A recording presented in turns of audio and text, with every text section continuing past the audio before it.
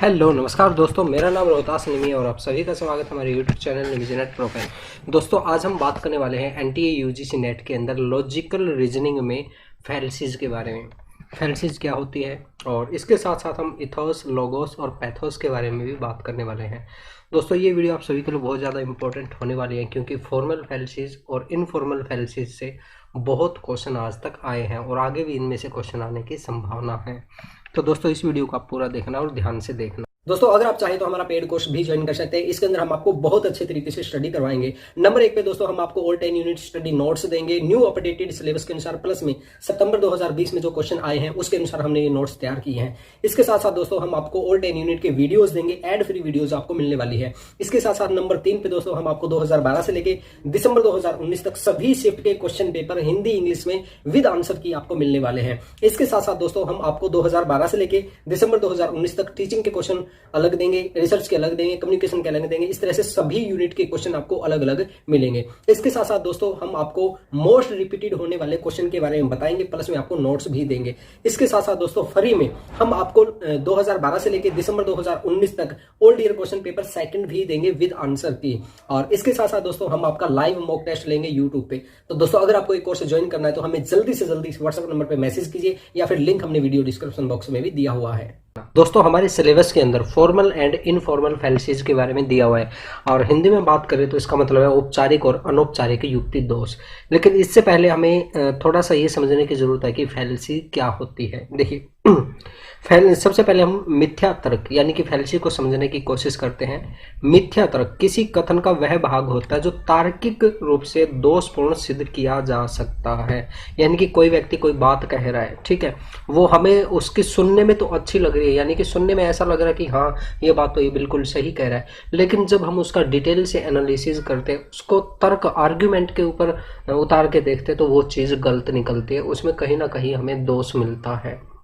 अब देखिए जैसे बहुत बड़े बड़े नेता है, कुछ बात कह देते हैं और हमें लगता है कि ये बात बिल्कुल सही है, लेकिन बाद में जब हम उसका अच्छे से एनालिसिस करते तो हमें पता चलता है कि उसकी बात वो बिल्कुल गलत थी। बहुत हमारे समाज के अंदर फेक न्यूज़ वगैरह फैलती है और वो हमें अच्छी लगती है, यानी कि सच लगती है, लेकिन उसको जब हम उसके ऊपर आर्ग्यूमेंट करके देखते, तर्क द्वारा देखते, तो वो गलत साबित होती है। हिंदी में इसे मिथ्या हेतु, हेतादभास और तर्काभास और भ्रामकता भी कहा जाता है। फैलसी को हिंदी में क्या कहा जा सकता है? मिथ्या हेतु, हेतादभास, तर्काभास और भ्रामकता भी कहा जा सकता है। लेकिन आप इसको इंग्लिश में याद रखने की कोशिश करना। मिथ्या हेतु बहुत प्रकार के होते हैं। जो हमारी फैलसी है ना दोस्तों, वो काफ़ी तरह की हो सकते हैं।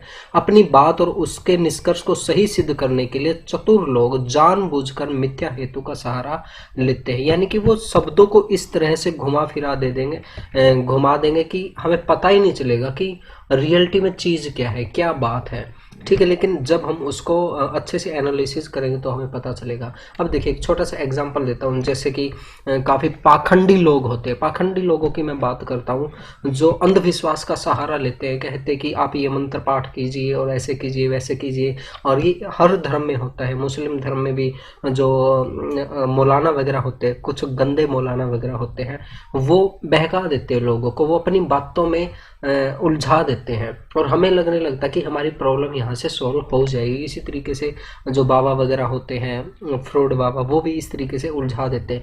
लेकिन जब हम उनको एनालिसिस करते हैं, भाई इनके मंत्र पढ़ने से हम पास कैसे हो जाएंगे। बाबा कहते हैं कि आप ना 20 दिन तक पूजा पाठ कीजिए, आपके एग्ज़ाम के अंदर बहुत अच्छे मार्क्स आएंगे, लेकिन वो कह रहा है। लेकिन जब हम उसको आर्ग्यूमेंट पे लेके चलते हैं, उसके साथ तर्क करते, भाई ऐसे कैसे पास हो जाऊंगा मैं जब एक भी बुक नहीं पढ़ूंगा, मेरे को सिलेबस के बारे में नहीं पता है, तो मैं कैसे पास हो जाऊंगा।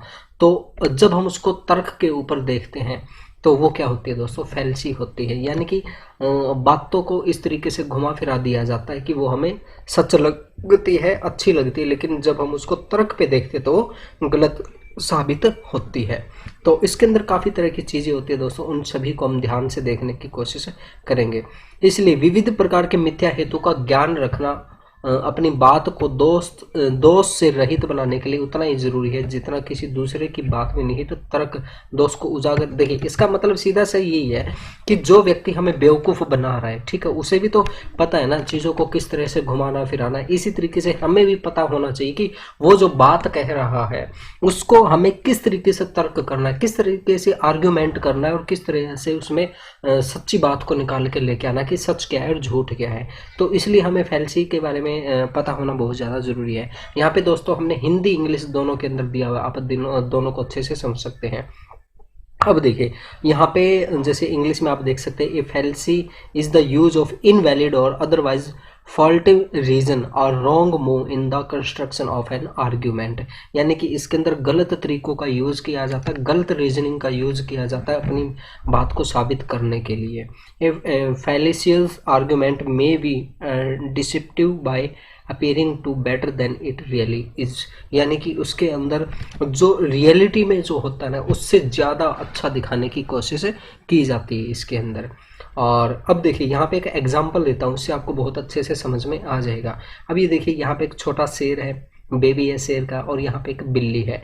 ये क्या सोचती है भाई, ये जो है ना ये जानवर मेरे तरह दिखता है, और ये क्या कहती है कि इसके भी चार टांगे, यानी कि ये जो शेर है इसके भी चार टांगे हैं, मेरे भी चार टांगे, यानी कि इसको भी चार टांगे और मुझे भी चार टांगे, इसको भी एक पूंछ है, इसको भी एक पूंछ है, और ये कहती है मुझे भी एक पूंछ है, तो मैं भी टाइगर होगी।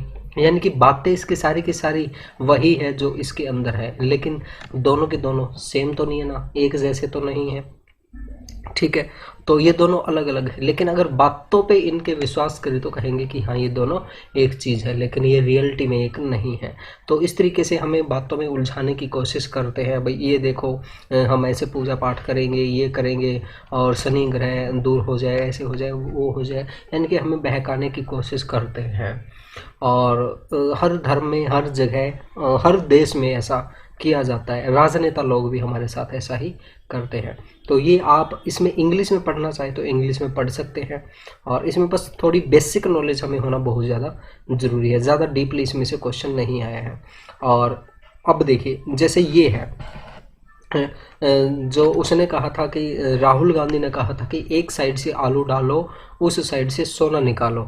ये लोग क्या सोचते हैं कि ये बात इन्होंने ही कही थी, राहुल गांधी ने कही थी, लेकिन मीडिया के अंदर इनकी बात को घुमा फिरा के पेश किया गया और पूरा देश आज ये मानता है कि ये बात इन्होंने कही थी। देखिए मैं भी मानता हूँ कि ये बात इन्होंने कही थी, लेकिन इनके कहने का मतलब कुछ और था। इनकी पूरी वीडियो आज तक किसी ने नहीं सुनाई, जो पूरी ऑडियो क्लिप थी, पूरी वीडियो थी, वो किसी को नहीं बताई गई। अगर आप वो देखोगे तो आपको पता चलेगा कि ये क्यों कह रहे, उसका रीज़न क्या है। जो आज तक हमने इनके बारे में सोचा है, भाई ये तो बड़े ही बेवकूफ़ किस्म के इंसान हैं कि ऐसी क्या मशीन बनाएंगे कि एक तरफ आलू डालो दूसरी तरफ सोना निकालो। ये इतने बेवकूफ़ तो नहीं है कि ऐसी बातें कहेंगे, लेकिन इनको इस तरीके से मैनिपुलेट किया गया इनके मैसेज को कि लोगों को ये बिल्कुल सच लगती है। ये देखिए ये कहा है ना इसने कि एबीपी न्यूज़ ने आलू से सोना बनाने वाले वीडियो का सच क्या है। तो इसका जो सच था वो कुछ और था, लेकिन हमें शब्दों के माया जाल में इस तरीके से घुमाया गया कि हमें आज भी ये लगता है कि ये जो राहुल गांधी बहुत बड़ा बेवकूफ़ इंसान है, इसने ऐसी बेहुदा बात कही। लेकिन ऐसा नहीं है दोस्तों, हमें जो शब्दों के माया जाल में घुमाया गया था। तो ऐसा बहुत बार होता है हमारे साथ में। और आगे हम बात करते हैं दोस्तों फैल्सीज के अंदर और क्या चीज़ें होती है। देखिए one way to go about evaluating an argument for fallacies is to return to the concept of 3 type of support for the claim. यानी कि कोई भी आर्ग्यूमेंट है उसको क्या क्या सपोर्ट करेगा, उसके अंदर क्या क्या 3 चीज़ें होनी चाहिए, इथोस, लोगोस, पैथोस। इन तीनों के बारे में हमें पता होना चाहिए दोस्तों, क्योंकि इसमें से पहले यूजीसी नेट के अंदर क्वेश्चन आ चुका है। देखिए इथोस के बारे में हम समझने की कोशिश करते हैं। Ethos is an argument that appeal to ethics, authority and credibility. यानी कि ये एक ऐसा तर्क होता है जो नैतिकता, अधिकार और विश्वास के लिए अपील करता है। ये कहता कि आप हम पे विश्वास कीजिए, ये अधिकार है हमारा और ये हमारा कर्तव्य है। इस तरह की हम बातें करते हैं, इस तरीके की अपील करते हैं और उनसे हम रिक्वेस्ट भी कर सकते हैं अपनी विश्वसनीयता के लिए। अब इसका एक बहुत ही अच्छा उदाहरण मैं आपको बताता हूँ, रेटिंग ऑफ एनी ऐप। देखिए, हम प्ले स्टोर पे जाते हैं तो वहाँ पे क्या होता है कि ऐप की रेटिंग दी जाती है, तो वो हमें रिक्वेस्ट करते हैं कि आप हमारे बारे में बताइए कि हम कितना अच्छा काम कर रहे हैं। और आप जब हम उसके बारे में अच्छी रेटिंग देते हैं तो लोगों को विश्वास हो जाता है कि ये जो ऐप है बहुत अच्छी ऐप है। तो ये चीज़ है दोस्तों। और आप हमारी ऐप निमिजी नेट को भी रेटिंग ज़रूर करना दोस्तों। अगर आपने हमारी ऐप इंस्टॉल करके और उससे आपको कोई भी फ़ायदा हुआ है तो आप हमें रेटिंग ज़रूर करना दोस्तों। और आगे हम बात करते हैं लोगोस। लोगोस क्या होता है? Is an argument that appeal to logic. ये बात करता, तर्क की बात करता है। वहाँ पे आर्ग्यूमेंट की बात होती है, लॉजिक की बात होती है। ये चीज़ हुई है तो क्यों हुई है, इसके पीछे रीज़न क्या है। और इसका हम एग्जाम्पल लेके चलते हैं, internet is very slow due to bad network.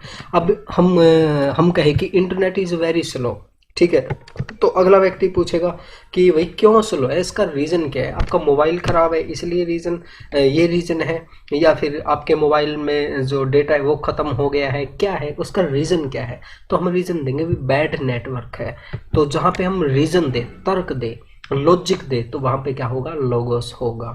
ठीक है, आगे हम बात करते हैं पैथोस की बात करते हैं। Pathos is an argument that appeal to emotion. ये क्या है कि ये फीलिंग की बात करता है, इमोशनल ब्लैकमेलिंग कह सकते हैं हम, यानी कि इमोशनल करने की कोशिश करता है, अपनी बात इमोशनली तरीके से मनवाने की कोशिश करता है। इसके अंदर देखिए एग्जाम्पल लेके चलते हैं, my father is the best wall of the world. अब इसके अंदर हम अपनी भावना में बह के कहते हैं कि जो मेरे पिता है वो पूरी दुनिया में सबसे बेस्ट है। तो इस तरीके से हम इसमें भावनाओं की बात करते हैं। तो ये तीनों चीज़ें आप कर लेना दोस्तों, क्योंकि इसमें से पहले क्वेश्चन आ चुका है। और उसके बाद दोस्तों हमारे टाइप ऑफ फैल्सीज आते हैं। और फैल्सीज आप सभी को पता है कि दो तरह की होती है, फॉर्मल फैल्सीज और इनफॉर्मल फैल्सीज होती है। इन दोनों के बारे में हम आगे वाली वीडियो में बात करेंगे, नेक्स्ट वीडियो में, क्योंकि इस वीडियो में अगर हम बात करेंगे तो ये वीडियो बहुत लंबी बन जाएगी।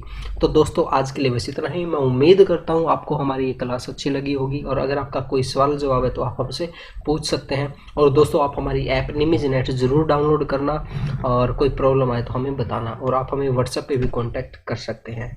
Thank you.